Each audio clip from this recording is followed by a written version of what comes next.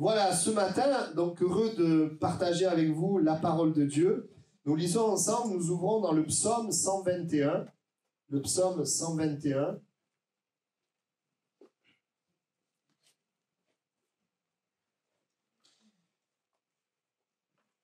Voilà, et nous lisons à partir donc du verset 1er, Cantique des degrés. Je lève mes yeux vers les montagnes, d'où me viendra le secours? Le secours me vient de l'Éternel qui a fait les cieux et la terre. Il ne permettra point que ton pied chancelle. Celui qui te garde ne sommeillera point.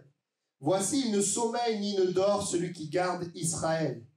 L'Éternel est celui qui te garde. L'Éternel est ton ombre à ta main droite. Pendant le jour, le soleil ne te frappera point, ni la lune pendant la nuit. L'Éternel te gardera de tout mal. Il gardera ton âme. L'Éternel gardera ton départ et ton arrivée dès maintenant et à jamais. Amen. Voilà, ce matin, je voudrais prêcher et déclarer qu'il est l'Éternel qui nous secourt.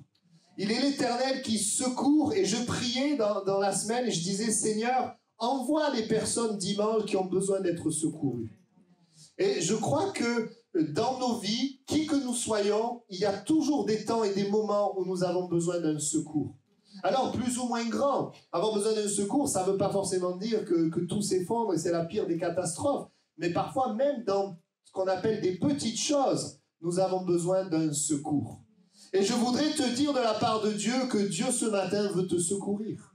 Que Dieu est le Dieu qui secourt. Que Dieu est au milieu de nous et que le secours de Dieu ne vient pas automatiquement. Il y a de notre part quelque chose à, j'allais dire à faire, pas vraiment à faire, mais il y a notre part, on va dire, qui est en fait de croire. Et on en parlera dans quelques instants. Cantique des degrés veut dire, ou encore le chant des montées. Il y en a une quinzaine dans la Bible. Il y en a de David, un de Salomon et plusieurs d'auteurs inconnus. Et donc, ces cantiques étaient chantés lorsque le peuple montait à Jérusalem à l'occasion des fêtes juives. Lorsqu'il montait vers Jérusalem, eh bien, il chantait ces cantiques, dont celui qu'on vient de lire. Et on peut même penser, quand il parle des montagnes, eh bien, il pouvait voir vers Jérusalem les montagnes qui étaient tout autour. Et donc, le psalmiste va dire « Je lève les yeux vers les montagnes, d'où me viendra le secours ?» Premièrement, le psalmiste parle d'un secours. Et parce que, évidemment, s'il parle comme ça, c'est qu'il a besoin d'un secours. Qu'est-ce qu'un secours? Eh bien, c'est ce qui sert à quelqu'un pour sortir d'une situation difficile et qui vient d'un concours extérieur. Un secours, c'est que quelqu'un vient m'aider dans une situation dans laquelle je suis incapable de sortir. Alors, j'ai pris un exemple, le 6 janvier 2022, donc c'est assez récent, du côté de Chamonix, un homme est tombé dans une crevasse à 3500 mètres d'altitude. Et qu'est-ce qui s'est passé? On est venu le secourir. Il a été secouru au moyen des airs, il a été héliporté et il a été secouru. S'il n'y avait pas eu un secours, cet homme serait mort dans cette crevasse, mais on est venu le secourir. Et peut-être que tu es là, tu m'écoutes ce matin, et tu es dans une situation où tu as besoin d'un secours. Tu as besoin d'une intervention de Dieu parce que, c'est difficile, compliqué, il y a une souffrance qui est là. La Bible nous montre que l'être humain, l'homme, a besoin d'être secouru de bien des choses. L'homme a besoin d'être secouru, premièrement, du péché. Le péché, le mal que je fais, que je ne voudrais pas faire, et le bien que je voudrais faire, mais je n'arrive pas à le faire. Comme cette puissance qui est là dans ma vie, et qui détruit ma vie, alors que moi, je voudrais réussir ma vie. Eh bien, j'aimerais te dire que Dieu est le Dieu qui secourt du péché. Il est le Dieu qui secourt du péché. Il n'y a pas seulement le péché dont les hommes ont besoin d'être secourus. Il y a, la Bible dit, un adversaire qui s'appelle le diable, qui est une réalité. Et le diable, avec ses démons, il influence les gens. Il agit, il asservit, il égorge, il détruit. Et parfois, il y a l'œuvre du diable, des oppressions. Mais notre Dieu est le Dieu qui nous secourt du diable et des démons. Même que vous y croyez ou pas, c'est une réalité. Les démons existent, le diable existe. Et l'homme a deux problèmes, son propre péché, mais en plus, l'influence du diable. C'est fou comment, eh bien, c'est difficile à quelqu'un parfois de venir à Jésus. Tous les raisonnements, tout ce qui peut se passer. Nous sommes dans un combat spirituel. L'homme a besoin d'être secouru du péché, du diable. L'homme a besoin d'être secouru parfois de certaines circonstances dans lesquelles il est. Certains conflits, certains problèmes, certains manques. Et peut-être que c'est ton cas, tu es dans une circonstance où tu n'arrives pas, tu ne sais pas comment faire. Dans une impasse. L'homme a besoin d'être secouru également dans ses maladies. Lorsque nous sommes malades et que la médecine est limitée. Et par-dessus tout, et je crois que c'est un des points les plus importants, l'homme a besoin d'être secouru de la mort éternelle, de la mort spirituelle.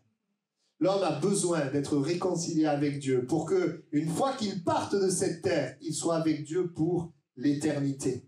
Oui, l'homme a vraiment besoin de secours. À un moment donné, dans l'évangile, les disciples sont dans une barque et Jésus est là dans la barque et l'Écriture dit qu'il dort et une tempête va se lever. Et même si l'Écriture ne nous le dit pas explicitement, on imagine évidemment que les disciples ont tout fait pour maîtriser la tempête. Et ce que par contre l'Écriture nous dit, c'est qu'ils ont demandé le secours auprès de Jésus. Vous savez pourquoi ? Moi, je crois qu'ils ont demandé le secours auprès de Jésus parce qu'ils ne trouvaient pas le secours en eux-mêmes. Parce qu'ils ont dû essayer. C'était des marins. Ils connaissaient, c'est des pêcheurs, ils connaissaient les bateaux, la mer, etc. Et à ce moment-là, ils ont réveillé Jésus, Maître, on est en train de périr. Quand ils disent on est en train de périr, nous périssons, ils expriment par là comme un désespoir, comme le fait de ne pas pouvoir s'en sortir par eux-mêmes. Ils ont donc recours au secours de Jésus. Et quand tu as recours au secours de Jésus, Jésus te secourt. Amen. Parce que Jésus a autorité sur les tempêtes. Et Jésus, ce matin, il a autorité sur ce que tu es en train de vivre. Il est plus grand que ce que tu es en train de vivre. Et il est le Dieu qui te secourt. Combien de fois nous sommes dans des situations où nous n'avons pas la solution. Où nous n'avons pas la solution. Mais c'est bon de se tourner vers Jésus. Amen. Et le psalmiste va dire, je lève les yeux vers les montagnes, il va dire, d'où me viendra le secours? C'est-à-dire qu'il pose cette question, d'où me viendra le secours? Où est-ce que je vais trouver le secours? Vous savez quand est-ce qu'on pose cette question? C'est quand on a déjà cherché.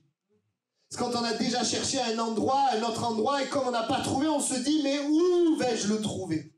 Et peut-être comme le psalmiste, tu te dis, mais d'où me viendra le secours? Parce que je l'ai déjà cherché. Je l'ai d'abord cherché dans mes propres forces, dans ma propre intelligence, dans mes propres raisonnements. J'ai cherché le secours dans peut-être les personnes que je connaissais. J'ai cherché le secours, mais je ne l'ai pas trouvé en moi-même.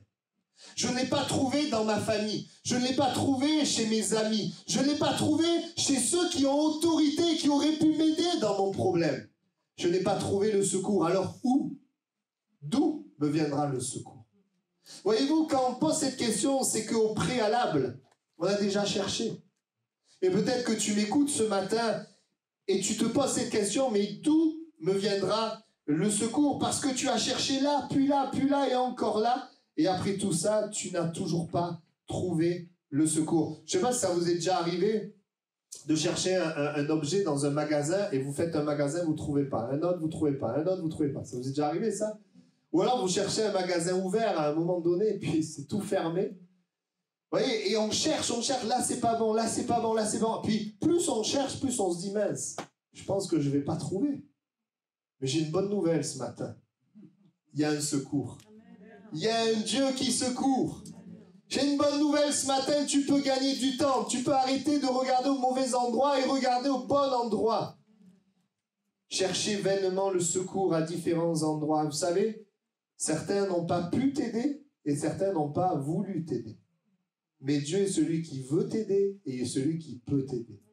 Et ça, c'est important. Et des fois même, on peut être amer parce qu'on s'attendait à ce que quelqu'un nous aide. Et il n'y a pas eu l'aide. On a eu au contraire des difficultés. Malheur, maudit soit l'homme qui se confie dans l'homme. Mais béni soit l'homme qui se confie dans l'Éternel. Et dans l'Éternel est l'espérance. Parfois même, on n'a pas trouvé le secours auprès des gens de l'Église. Ça peut arriver, ça. On n'a pas trouvé le secours. Et même les enfants qui sont là peuvent avoir besoin de secours. Parfois, les parents ne comprennent pas. Parfois, on est là dans des luttes, dans des problèmes intérieurs et on a besoin d'un secours. Et c'est vrai, avant de lever les yeux vers les montagnes, vous savez, très souvent, l'être humain, il va river ses yeux sur lui-même, sa propre force, ses idées, ses plans. Avant de regarder à Dieu, avant de regarder en haut, il va regarder à lui-même, essayer par lui-même de sortir de la situation, de changer les choses. Si tu as déjà regardé à toi-même, à tes forces, et que ça n'a pas marché, lève les yeux plus haut. Vous savez, quand nous avons des problèmes, il n'y a pas 36 solutions. Soit nous, comme je viens de le dire, on cherche une solution autour de nous. Soit, vous savez ce qu'on fait? Soit on regarde devant, on cherche une solution. Et avant de regarder en haut, vous savez où on peut regarder? On peut regarder en bas. On peut regarder au sol. Ça, vous savez ce que c'est? C'est quand on se dit, on se décourage, on se dit, il n'y a pas d'espoir. Je m'en sortirai jamais. Il y a un désespoir. C'est pour ça qu'il y a même des gens qui sautent la vie. Parce qu'ils pensent qu'il n'y a pas de secours. Vous savez, quand on a essayé de trouver un secours et qu'on n'a pas trouvé, soit on va en bas, soit on va en haut, il n'y a pas 36 solutions. Soit je regarde à Dieu, ou soit je déclare qu'il n'y a pas de solution. Je tombe dans le désespoir, le découragement. Et peut-être que tu es là ce matin, tu m'écoutes, tu as les regards vers le bas dans une situation, tu te dis il n'y a pas d'espoir. Et Dieu te dit non, lève les yeux vers le ciel. Il y a un secours, il y a une solution. Peut-être que tu es là ce matin, dans ce regard, ces regards fixés vers le sol. Mais la Bible dit que Dieu est celui qui relève la tête.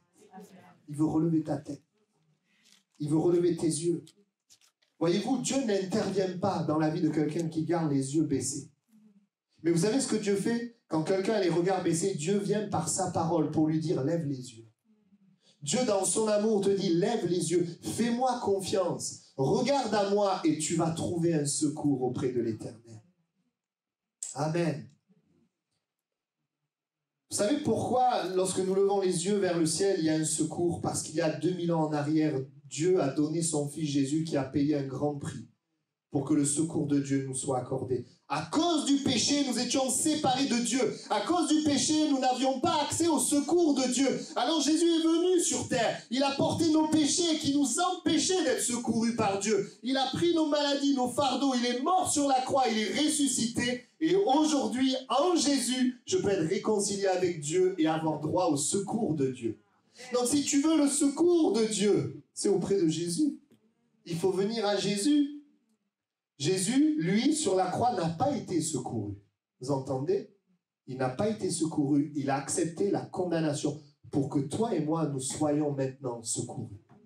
Et ça, c'est important. Il a pris notre place. Amen. Le psalmiste dira, je lève les yeux vers les montagnes. Les montagnes, évidemment, nous parlent du haut, de regarder vers le ciel. Choisis de ne pas regarder à lui-même, de ne pas regarder au sol, mais lever les yeux. Avec cette phrase, d'où me viendra le secours. Il attend quelque chose de meilleur. Vous savez, beaucoup de gens se posent la question, d'où me viendra le secours, mais ne regardent pas dans la bonne direction. Il ne suffit pas de dire où me viendra le secours, il faut regarder dans la bonne direction. Est-ce que ça vous est déjà arrivé d'attendre une solution? Vous avez une idée et la solution, elle vient d'ailleurs? Ça vous est arrivé ça? Et la solution, elle n'est pas du tout ce que vous aviez pensé? La bonne direction ce matin, qui que tu sois, c'est les montagnes, c'est le haut, c'est le ciel. Et si ce matin tu as besoin de secours, que tu as regardé à toi-même, tu n'as pas réussi, tu as regardé en bas, ça ne s'est pas amélioré, eh bien Dieu en effet relève ta tête et t'amène à regarder en haut, à regarder à lui. Et donc, nous l'avons lu, d'où vient le secours? Le secours vient de l'Éternel, qui a fait le ciel et la terre. Le secours vient de l'Éternel. Amen. Je disais, le péché a séparé Dieu de l'homme, et donc l'homme ne pouvait plus être secouru par Dieu. L'homme est livré à lui-même dans ce monde, un monde qui fait peur. Mais Jésus subit la condamnation du péché, afin que vous et moi, nous soyons réconciliés avec Dieu et secourus par lui. Je le répète de cette manière. Le secours de Dieu est accessible en Jésus-Christ. Jésus a secouru l'humanité de la mort éternelle, de la destruction du péché. Et donc, j'aimerais ce matin aussi que nous voyions quel est donc ce secours. Quel est ce secours? Verset 3, premièrement, il est dit, « Il ne permettra pas que ton pied chancelle. » Amen. Peut-être, vous savez, quand le pied chancelle, vous savez que ça nous parle de quoi? Ça nous parle d'une fragilité. C'est-à-dire, je ne sais pas si ça vous est déjà arrivé d'être fragile, de vous sentir tellement faible, de sentir que vous êtes debout, mais que juste un petit vent peut vous faire tomber. Quand vous êtes dans une situation où vous avez besoin de secours, vous vous sentez faible, vous vous sentez fragile, et vous vous dites, mais je ne vais pas tenir, je ne vais pas y arriver, je ne vais pas rester debout. Et Dieu dit, tu vas rester debout, je ne permettrai pas que ton pied chancelle. Ça, c'est le secours de Dieu. Quand tu lèves les yeux vers le ciel, il y a quelque chose qui se passe. Dieu vient dans ta vie. Il ne permet pas que ton pied chancelle. Même si tu sens que tu vas chanceler, parce que tu regardes à Dieu, tu vas rester debout. Combien est-ce que je vous prêche, ça m'est arrivé. À des moments où j'ai dit, mais Seigneur, je ne vais jamais y arriver. Je voyais tous les problèmes, les combats, c'était tellement difficile. Mais je dis, Seigneur, je regarde à toi. Et je ne sais pas comment, mais il nous tient debout. Il nous tient debout. Il veut te garder debout.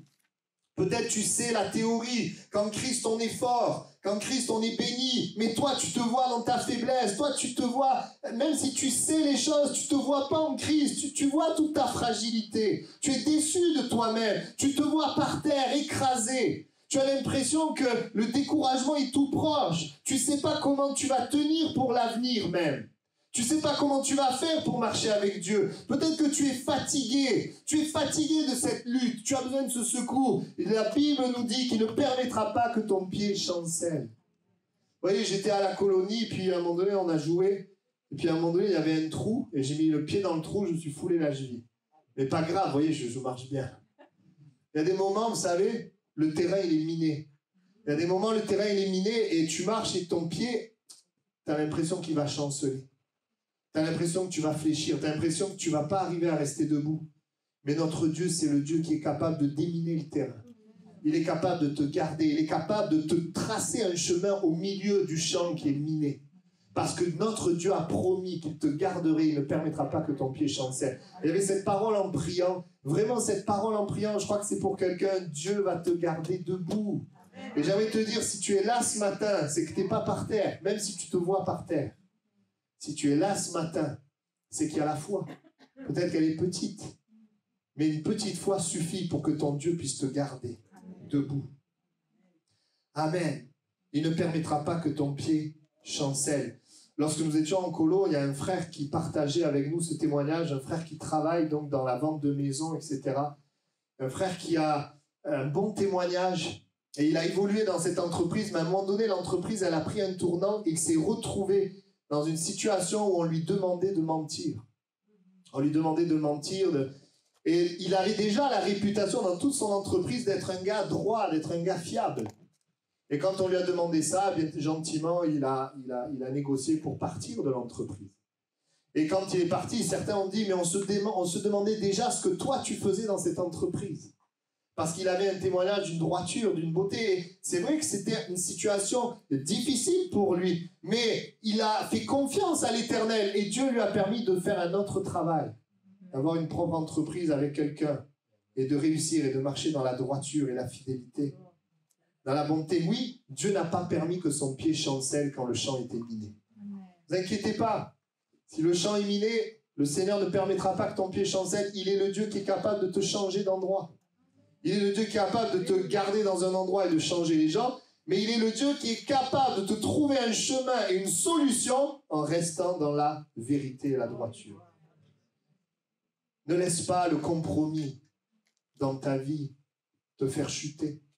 Ne laisse pas ce que pensent les gens prendre le dessus sur ce que pense Dieu. Mais garde confiance en l'Éternel, garde confiance dans sa parole et Dieu te promet que tu resteras debout. Tu resteras debout. Je ne dis pas que c'est toujours facile. Il y a des choses, ça n'a pas été facile non plus. Parfois, il y a des baisses de salaire. Parfois, il y a des moments comme Armen, des moments d'attente avant de trouver quelque chose. Ce n'est pas toujours facile, mais dans ce moment, l'Éternel est celui qui te garde debout. Te garde debout. Et Dieu dit, tu resteras debout. Et voyez-vous, quand on parle du secours de Dieu, très souvent, on pense à Dieu qui enlève la situation, et c'est vrai, on va le voir. Mais le secours de Dieu, c'est aussi Dieu qui nous donne la force dans la situation. C'est les deux aspects. Vous devez comprendre qu'il y a ces deux aspects-là. Et ces deux aspects, on le voit très bien dans la vie de Joseph. On voit que Dieu va le garder de certaines choses. Vous savez, quand la femme de Potiphar, là, elle a voulu couché avec lui et que lui a refusé et qu'elle l'a accusé lui, mais s'il n'y avait pas eu la main de Dieu, il serait mort. Hein. Et il aurait été exécuté, mais Dieu le gardait. On ne peut pas tuer celui qui fait confiance à Dieu comme ça. Il a été gardé, il a été mis en prison. Alors oui, on pourrait dire, il est allé quand même en prison. Mais dans la prison, il a été aussi béni. Il a été gardé. Il a été gardé dans la prison et après, à un moment donné, il a été gardé de la prison. Il est sorti de prison. Non, il y a des moments où Dieu nous garde dans la difficulté, nous donne la force, puis à un moment donné aussi, il nous garde de la difficulté, nous en fait sortir. N'est-ce pas ce que la Bible nous dit? Qu'aucune tentation nous est survenue qui n'ait été humaine, et Dieu qui est fidèle ne permettra pas que vous soyez tentés au-delà de vos forces. Il permettra que vous supportiez, que vous restiez debout, et il donnera le moyen d'en sortir. Ça, c'est notre Dieu.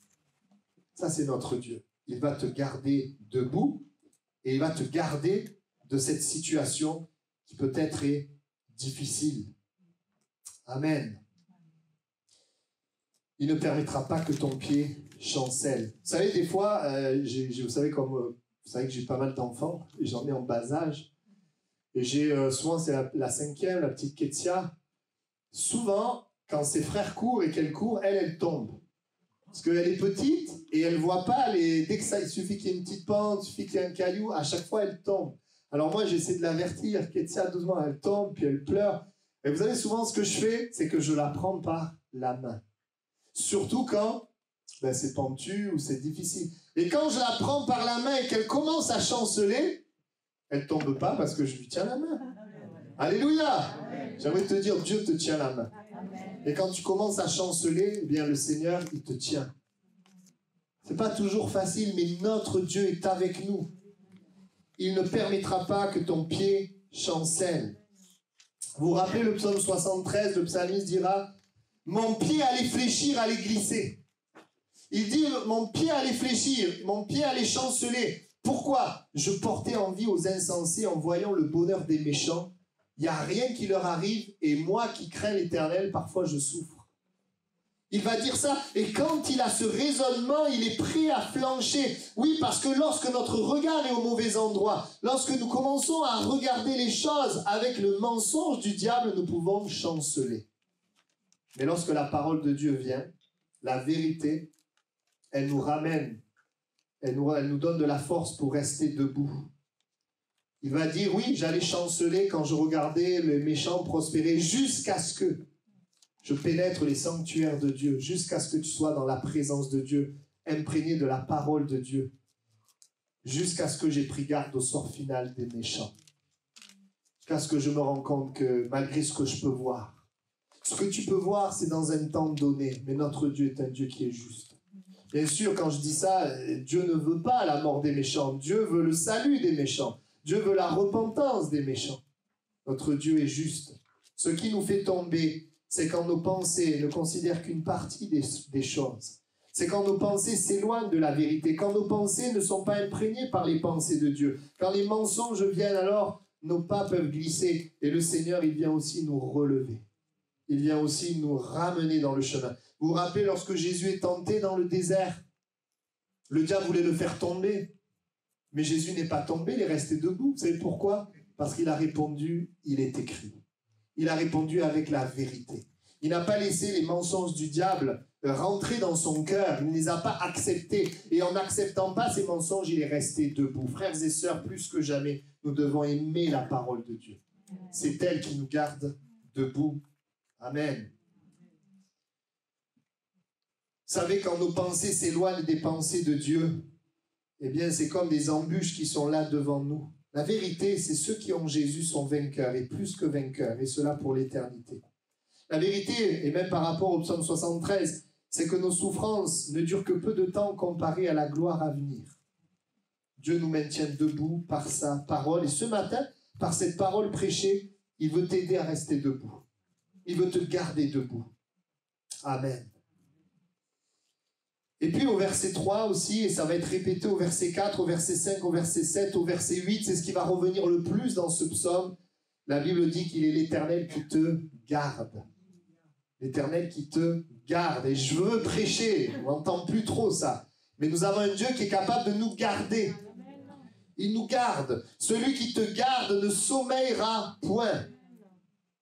Quand on dit qu'il te garde, ça veut dire qu'il fait attention à toi. Il a ta charge quelque part. Moi, vous savez, quand je suis avec mes enfants, je les garde.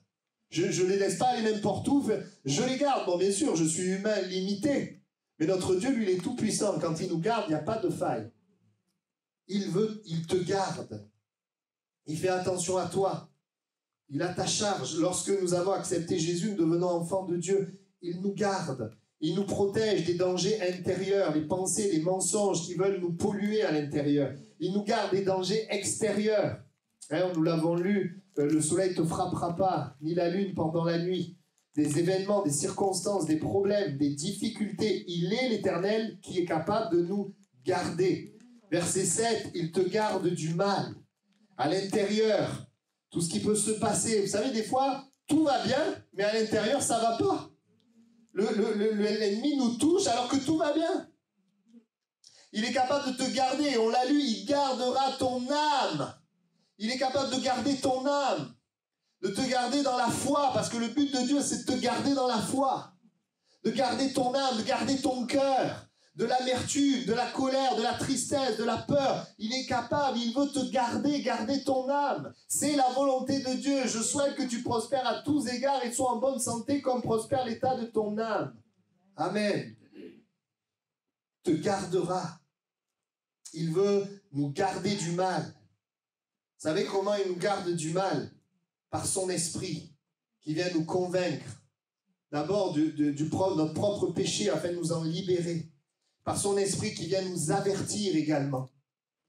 Par son esprit et sa parole qui nous conduit, qui nous montre aussi les pièges, qui nous montre ce qui convient, ce qui ne convient pas, les endroits où il faut aller, où il ne faut pas aller. Il nous garde.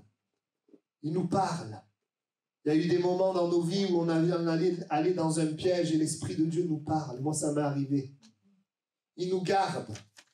Il nous garde du mal, des événements. Verset 8, il gardera ton départ et ton arrivée. Littéralement, c'est garde tes allées et tes lieux. C'est quoi les allées et les lieux? Tes allées, c'est les déplacements. Et les lieux, c'est les endroits où tu es. Autant physiquement que spirituellement, il est le Dieu qui nous garde. Avez-vous remarqué que Dieu était avec le peuple lorsqu'il est sorti de l'Égypte? Il était avec lui dans le désert comme il était avec lui en Canaan. Il a toujours été là, Dieu. Dans le désert, Dieu était là. Dieu est là, Dieu nous garde. Des fois, il y a des lieux nouveaux dans lesquels on se trouve et on a peur. On ne sait pas comment ça va se passer. Mais Dieu voudrait ce matin te donner cette parole. Je suis celui qui garde. Je peux permettre que tu restes debout et je veux te garder. Est-ce qu'il y a quelqu'un ce matin qui est prêt à croire que Dieu le garde? Ou est-ce que vous voulez vraiment regarder autour de vous toutes les situations qui montrent qu'on a l'impression que Dieu ne garde pas? Toutes les situations qui font peur. La Bible nous invite à nous confier en l'Éternel. Il est l'Éternel qui nous garde. Et moi, je prie sur l'Église, que Dieu garde l'Église. Que Dieu garde l'Église des divorces, des séparations. Que Dieu garde l'Église des conflits dans les couples. Que Dieu garde l'Église des maladies. Que Dieu garde l'Église. Et je crois que la foi dans le fait que Dieu garde, eh bien, fait que Dieu garde. Est-ce que vous le croyez? Nous avons besoin de le croire. Le fait que Dieu garde n'est pas automatique. Je suis allé dans des endroits où on ne le prêchait pas, on ne le croyait pas, et la maladie venait, les problèmes venaient. Et les gens faisaient avec, ils avaient acquis une certaine conception. Mais Dieu veut que ça soit comme ça. Dieu va m'enseigner au travers de ça. C'est vrai que Dieu nous enseigne au travers de ça, mais la Bible nous révèle que c'est un Dieu qui prend soin de nous et qui nous garde. Qu'il est capable de nous garder. C'est vrai que Dieu change le mal en bien. C'est vrai que Dieu peut nous secourir, nous relever. Et je voudrais que l'Église, nous croyons encore que Dieu est capable de protéger notre âme, notre foi, notre cœur, notre corps. Il est capable de protéger. Alors il est vrai, parfois l'épreuve vient, la difficulté vient, et dans l'épreuve aussi, il nous garde. Il garde notre cœur. Il nous garde. Et là, l'Écriture dit, on l'a lu, il ne sommeillera pas. Il te gardera. Vous savez qu'est-ce que ça veut dire qu'il nous garde, il ne sommeille pas? Ça veut dire qu'il te garde pendant la nuit. La nuit où tout le monde dort. La nuit, c'est quoi ça? Quand on parle de la nuit, souvent, c'est c'est le moment le plus difficile, quand c'est noir. C'est les ténèbres, c'est obscur. Quand tu es seul, tu n'as pas de soutien, tout le monde dort. La Bible dit, Dieu te garde, ne sommeille pas, ne dors pas. Dans tes nuits, dans les moments les plus obscurs, les moments les plus difficiles, il ne sommeille pas, ne sommeillera pas. Quand j'ai besoin d'aide, des fois les gens pensent que quand ça ne va pas dans leur vie, Dieu s'éloigne. Alors comment on fait? Quand ça ne va pas dans notre vie, Dieu est là. L'Esprit nous aide dans notre faiblesse. C'est un peu comme si quelqu'un, il mettait l'alarme chez lui quand il fait jour et qu'il est dans la maison. Et puis quand il part en vacances, il enlève l'alarme. Ça serait la même chose. Non, quand vous mettez l'alarme, quand vous partez, quand vous n'êtes plus là, quand il fait nuit, j'aimerais te dire, Dieu, il te garde dans les moments les plus sombres de ta vie, les moments les plus difficiles. Quand je marche dans la vallée de l'ombre de la mort, je ne crains aucun mal, car Dieu est avec moi. Amen. Voyez, Dieu a gardé Joseph de l'amertume. C'est vrai qu'il a subi vraiment le rejet de ses frères. Mais Dieu l'a gardé de la mort. Les frères voulaient le faire mourir. Dieu l'a gardé de la mort.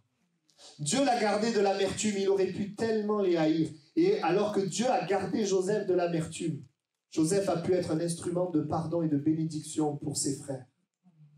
Dieu a gardé Joseph des tentations quand cette femme est venue pour le tenter. Dieu a gardé Joseph de la mort. Certes, il y a des choses qu'il a dû supporter. Il a dû supporter la solitude, il a dû supporter la prison. Mais dans tout ce qu'il a dû supporter, Dieu était avec lui. Et Dieu l'a gardé. Frères et sœurs, il y a un équilibre à avoir. Le Seigneur est celui qui nous garde en nous donnant la force.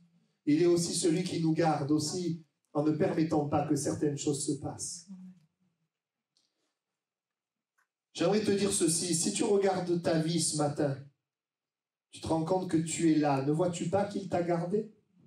Est-ce que tu peux considérer, je suis convaincu que plusieurs pourraient dire oui, il m'a gardé. Certains peut-être ne seraient plus là si Dieu n'était pas intervenu. Et le verset 8 nous dit, on va terminer, je vais être court ce matin, dès maintenant et à jamais, il te garde, dès maintenant et à jamais, jusque dans l'éternité. C'est un père qui nous aime. Moi, je suis papa et je vous garantis que je fais tout pour garder mes enfants. Pourquoi notre Père Céleste, qui nous aime plus que nous, ne voudrait pas nous garder? Pourquoi tu veux accepter certaines pensées en disant Dieu veut que je souffre, Dieu veut que je fasse ci ou je fasse ça? Non, la souffrance, elle est là. À cause de la chair, nous souffrons, c'est sûr. Mais Dieu veut nous aider. Dieu veut nous secourir. Dieu veut nous tendre la main. Pourquoi? Parce que Dieu nous aime. Et il dira, le secours me vient de l'Éternel qui a fait les cieux et la terre. Il a fait les cieux et la terre. Il peut te secourir. Et il le veut. Vous savez ce que l'Écriture dit? Psaume 44, 27. Le psalmiste dit, lève-toi pour nous secourir, délivre-nous à cause de ta bonté. Le psalmiste, il demande le secours de Dieu parce qu'il a un appui, c'est qu'il sait que son Dieu l'aime. À cause de ta bonté, les bontés de Dieu se renouvellent chaque matin. Et vois-tu, et là on vient maintenant au point le plus important du message. Tu peux dire à ton voisin, ne t'endors pas maintenant. On vient au moment le plus important de ce message, si tu veux vivre cette réalité. Si tu veux vivre le fait de rester debout, si tu veux vivre le fait que Dieu te garde, eh bien, tu dois dire le verset 2, le secours me vient de l'Éternel. Écoute bien, si tu ne le crois pas, tu ne le dis pas, il n'y a pas de secours. La Bible dit que c'est par la foi que nous nous emparons des choses. Bien sûr, il peut y avoir un secours qui te vient à cause de la foi des autres, bien sûr. Mais ce matin, tu peux être secouru si tu décides dans ton cœur de croire, et ça va être l'appel ce matin, de dire le secours me vient de l'Éternel. Je décide de lever les yeux vers les montagnes. D'où me viendra le secours? Le secours me vient de l'Éternel des armées. L'Éternel qui a fait le ciel et la terre. Ce matin, Dieu veut t'inviter à te confier entièrement en lui. Ne tombe pas dans le piège de lever les yeux et puis ensuite de regarder aux hommes et puis de regarder à toi-même. Parce que lorsque nous faisons cela, le Seigneur nous laisse nous confier dans nous-mêmes ou dans les hommes. Mais choisis ce matin de te confier uniquement en lui.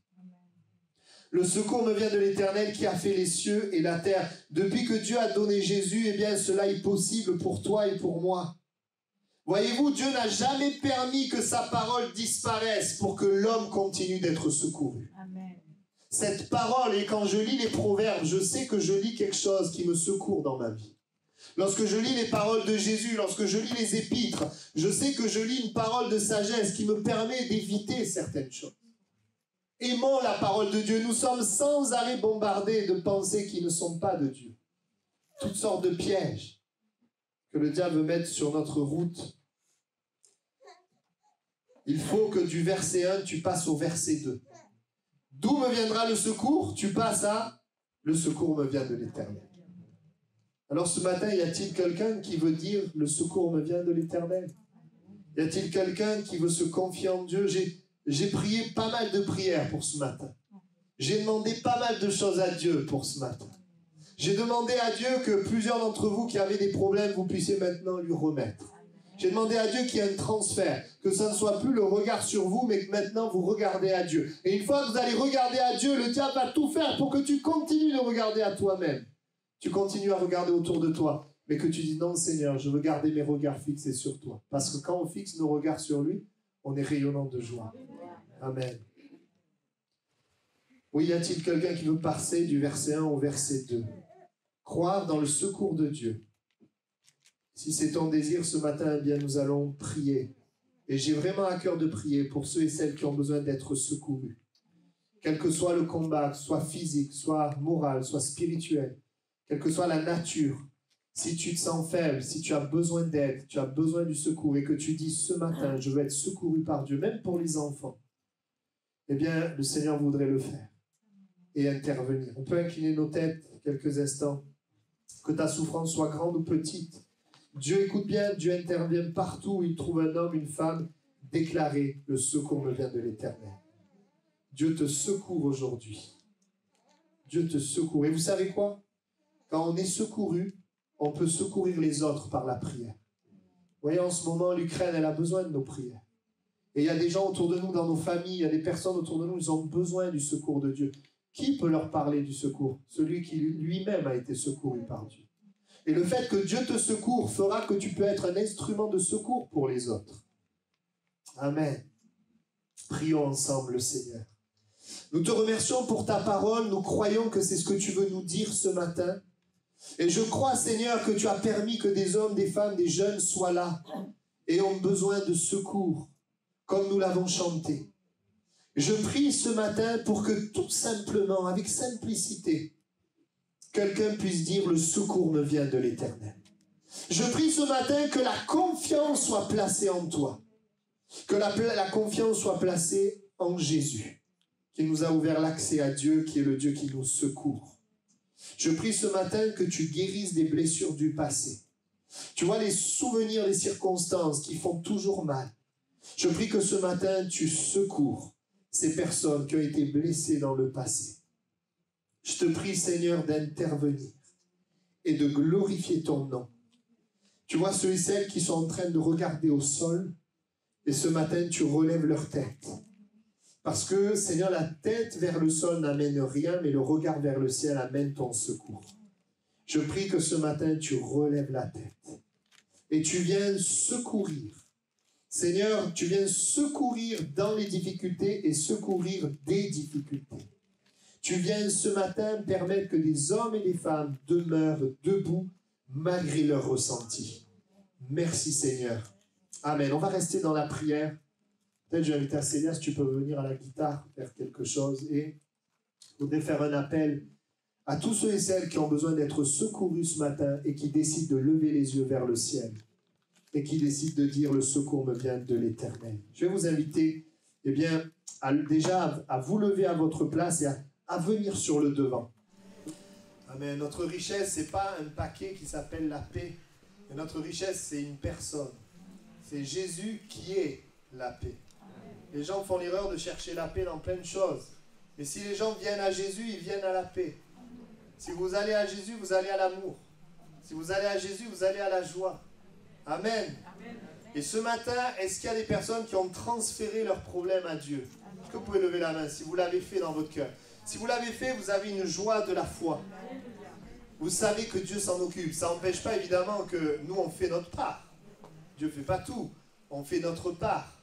Mais ce que nous ne pouvons pas faire, Nous, on regarde les yeux, on lève les yeux vers le ciel. On lui dit, Seigneur, toi, tu le fais. Amen. Oh, je me réjouis pour sa présence, le secours de Dieu. Et des fois, on pense que Dieu va faire comme ça, il fait comme ça. Mais c'est plus tard qu'on comprend que c'était mieux comme ça. Donc, il y a des moments où on comprend, on demande ça, il fait ça, gloire à Dieu, on est content. Et il y a des moments où on demande ça, il fait ça, gloire à Dieu quand même. Peut-être tu comprendras plus tard ou dans l'éternité, mais il te connaît mieux que toi-même. Moi, vous savez, mes enfants, s'ils voudraient certaines choses, ils pensent que certaines choses, c'est ce qu'il y a de meilleur, mais moi, je dis non. Maman, mes enfants, ils mangeraient des bonbons tout le temps. Mais je ne vais pas leur dire oui. Ils ne comprendraient pas, mais pourquoi tu ne veux pas? Et moi, je sais que c'est pas ce qu'il y a de meilleur, vous comprenez? Bon, c'est un exemple qu'on utilise souvent, mais Dieu sait exactement ce dont tu as besoin. Comme je disais à quelqu'un hier, Dieu, il t'aime mieux et plus que toi-même. Il t'aime mieux que toi-même. Plus que toi-même. Plus que les personnes qui t'aiment le plus au monde. C'est bon de savoir ça. Amen. Gloire à Dieu. J'arrête là. En tout cas, je vous souhaite à tous une bonne semaine, les yeux vers les montagnes. Et on se retrouve, alors pour moi ça sera dimanche, mais venez jeudi à la prière. Je crois que Max a prêché sur la prière. Jeudi, on aura un autre prédicateur. Et je sais que le Seigneur sera avec nous. Bon dimanche. Merci.